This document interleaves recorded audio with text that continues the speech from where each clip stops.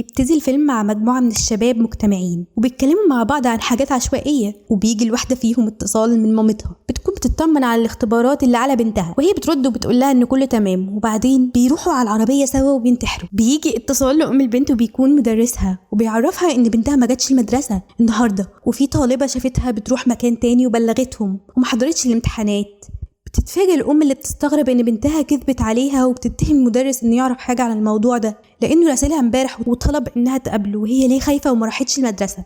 اكيد في سبب، وانها كانت كويسة الصبح. فبتروح تستفسر من البنت اللي شافت بنتها ومش بتبقى موجودة، وبتطلع ايدول متدربة وراحت وكالتها. بيجي لها مكالمة في الوقت ده بتعرفها ان بنتها ماتت وانها لازم تيجي تتأكد من جثة بنتها. بتروح وبتتأكد انها جثة بنتها فعلا، تنهار. وفجأة بيجي لها كابوس انها بتأكل بنتها الاكل اللي هي مش بتحبه، وبيكون سمك، وهي ما كانتش سعيدة بده. فبتقول لها انها بتأكلها الحاجة المفيدة ليها، وفجأة بنتها بتتخنق، فبتقوم مفزوعة وبتكون في أوضة بنتها، وابنها بيجي لها وبيسألها فين اختي، فبتحضن وبتعيط. بنيجي لاسم الشرطة اللي كانوا بيحققوا في القضية، وبيلاقوا في موبايل الضحية محادثات مع البنت الايدول وهي بتشتم كتير، وانها كانت من اخر الاشخاص اللي اتكلموا معاها. فرجحوا انها بتتعرض للتخويف منها، وان ده ممكن يكون السبب في انها انتحرت. فبتيجي والدة الضحية وبيسألوها عن زوجها، وبنعرف انه في رحلة عمل وهيجي في اول رحلة. بيقولوا لها ان دي قضية انتحار مع وجود الادلة، فهي انكرت انها تكون محاولة انتحار. تتنرفز وبتديهم تسجيلات عن البنت الايدول وهي بتهدد بنتها بالقتل، وان المدرس بيقابل بنتها في السر، وبتقول ان المسؤول عن موت بنتها هو المدرس والبنت الايدول.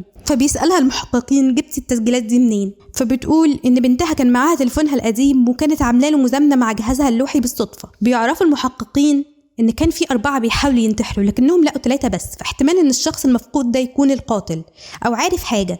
فبيعرفوا شكل الشخص الرابع من صاحب مقهى في المكان اللي كانوا فيه اللي اشترى منه القهوة والأكل، فبيرسم شكله ليهم. بيروح المحققين يسألوا المدرسين والطلاب عن إمكانية انتحار البنت دي، فكلهم بينكروا، يقولوا إنها كانت بنت مستقيمة ومحبوبة. وبنعرف من بعض الشهود إن البنت الأيدول كانت صاحبتها وانفصلوا، وإن ما كانش فيه عنف مدرسي، هي بتدي بس انطباع إنها شخص سيء لكنها مش كده. فبنروح للبنت الأيدول وهي في القسم تفتكر آخر مرة شافت فيها الضحية، وهي كانت في مطعم مع باباها ومامتها والمدرس بتاعها. في نفس الوقت بيسألها المحقق عن الرسائل اللي كانت بتبعتها، وبيسألها عن المكالمة مع الضحية لما كانت في المطعم، وإنها قالت لها لو والدتك عرفت إنك مسيطرة على المدرس هتعمل فيكي إيه. فبيقول لها ليه قلتي كده؟ فبتقول إن الضحية بتسيء استخدام لقبها كممثلة الفصل، وبنعرف إن المدرسين كلهم بيحبوها وبياخدوا صفها، وكمان لما هي ضربتها بالكورة من غير قصد اتعاقبت. بنيجي للمدرس اللي بيحقق معاه المحققين، وبنعرف إن الضحية كانت بتاخد أدوية اكتئاب، وهو لاحظ ده، وقابلها بعد كده في المطعم بالصدفة لأنه كان بيقابل أهله برضه اللي مش مدينه اهتمامه، ووالده اللي بيستهزئ بيه. فبيطلع موبايله وبيكتب لها إنه عايز يقابلها ولأنه كان حاسس إن هي محتاجة مساعدة. فالمحققين شايفين إنه عايز إن يكلم طالبته ويطمن عليها، وإنه والدة الضحية مكبرة الموضوع، وإن هم ما التقوش في السر زي ما قالت. بترفع والدة الضحية دعوى قضائية ضد المدرس والمتدربة، فبينتشر الخبر في كل حتة وبتنتشر صورهم. بيتضايق المدرس وبيروح بيت الضحية عشان يقابل مامتها، وبيقول لها ان في سوء تفاهم. فبتتعصب عليه وبتقول له انت عاملت بنتي كانها مجنونه، وانك انت خوفتها عشان كده ما راحتش المدرسه، واعرف منين انك ما عملتش فيها حاجه لما كنتم في مكان فاضي. بيكون مصدوم من اللي سمعه، فبيعيط ابنها، فبتاخده وبتمشي. نيجي للمحققين اللي بيستكملوا التحقيق مع زمايل الضحيه في المدرسه. في واحدة بتقول إنها سمعتها بتقول لمدرسها إنه ما يقولش لمامتها على أدوية الاكتئاب، وواحد تاني بيقول إنها في يوم كانت نايمة في الفصل وبتتكلم وهي نايمة، وبتقول إنها مش عاوزة تاكل الأكل ده وإنها تقتل أمها، وكانت بتحك في جلدها جامد. شاهدة تانية بتقول إنها شافتها في الحمام واقفة والدم بينزل منها، وراحت تطمن عليها، اتعصبت عليها جامد واتأسفت بعديها، وتصرفها ده كان غريب. وشاهد تاني قال إن شافها بتاكل بطريقة غريبة، وفجأة طلعت موبايل تاني غير موبايلها وكانت مخبياه بطريقة غريبة. بنروح للمحققة اللي راحت عند الأيدول، وبنعرف إن هي اللي جابت الموبايل التاني للضحية، وإن مامتها مش عاملة مزامنة للموبايل الأول زي ما كانت بتقول.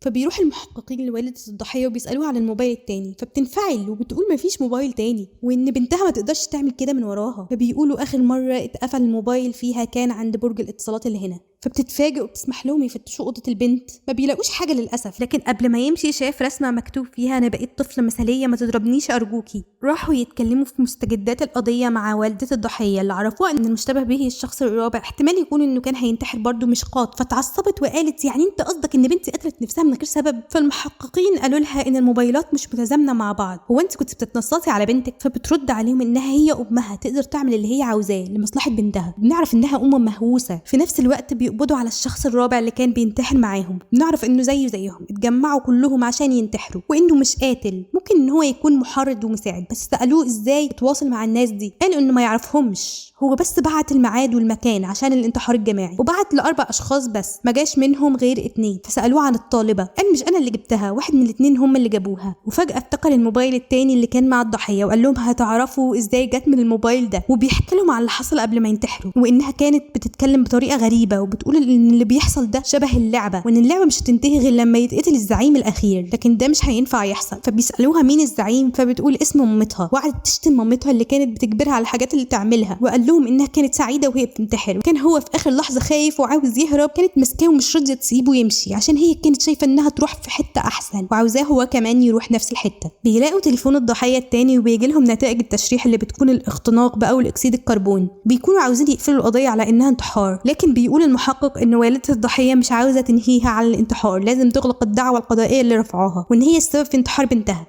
بيجي والد الضحية اللي بيكون عاوز يودع بنته، فبيقول له المحقق ان الجثة اتشرحت بس لسه ما صدرش تقرير الطب الشرعي، ولما ده يحصل هيدوله الجثه عشان يحرقها. وبيطلب منه يحكي له عن بنته شويه، فبيحكي له ان والدتها كانت شديده عليها في موضوع المدرسه والمذاكره والدروس، وفي يوم اكتشفت انها بتاخد مضادات الاكتئاب، وان صديقتها الايدول هي اللي اديتها، وقعدت تترجاها انها ما تروحش تزعق لصديقتها، وانها هتنجح في الاختبار، وده هيكون دليل انها ما بتقضيش وقتها مع صديقتها. نيجي للمتدربه اللي ما بتكونش مركزه في تدريباتها، وبتتخانق مع زمايلها في الفريق، وبتقعد تعيط، وبتفتكر صاحبتها اللي بتصحيها عشان حصه الالعاب خلصت وهي كانت نايمة، فبتقع منها ولاعة، وبتقول لها ما تفهميش غلط، انا بستخدمها لتجعيد رموشي، وبتعزمها على ايس كريم، وبيقعدوا يتكلموا، فبتديها الولاعة اللي وقعت منها، قالت لها خليها معاكي، قالت لها انا ما بحطش مكياج، فقالت لها اشوي بيها المارشميلو، فقالت لها امي هتتفزع لو شافتها، وحطتها في جيبها. وعرفت مامتها وراحت للايدول في وكالتها، وقالت لها بنتي كانت بريئه لحد ما عرفتيها، وانك غيرتيها، بعيدي عنها. فالمسؤوله عن الايدول قالت لها روحي كملي تدريبك، فمسكتها الام وقالت لها مش هتروحي في حته لحد ما توعديني انك تبعدي عن بنتي. وقالت لها الايدول انت هتكوني اكبر حاجز لبنتك. وعرفت البنت وطلبت من مامتها الاعتذار عن اللي حصل، لكن ما رضيتش مامتها. بنيجي للمدرس اللي بيكون بيتعرض للاهانه من الناس حواليه، فبيغضب وبيروح للشرطه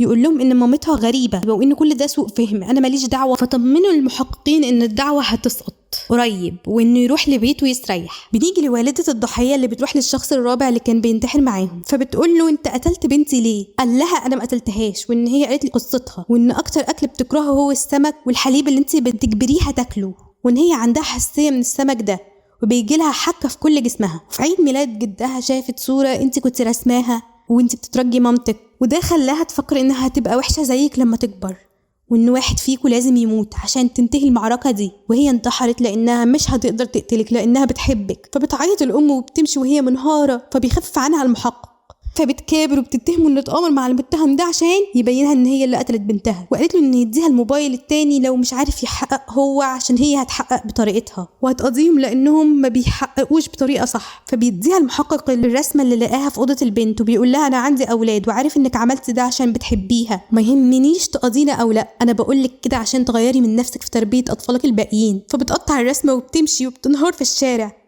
بتروح البيت وبتبص على السمك في التلاجة، وبعدين بتقدم الأكل لابنها اللي مش عاوز ياكل ومش حابب الأكل ده، وهي كالعادة بتقول إنها بتقدم الأكل المفيد ليه وإنه لازم ياكل. فبيصوت وبيقول لها رجعي لي أختي وازعجيها بدالي، أنا بقيت الهدف بعديها. وبيجري تحت الترابيزة وبتحضن أمه وبتعيط. ما تنسوش تعملوا لايك وسبسكرايب. سلام.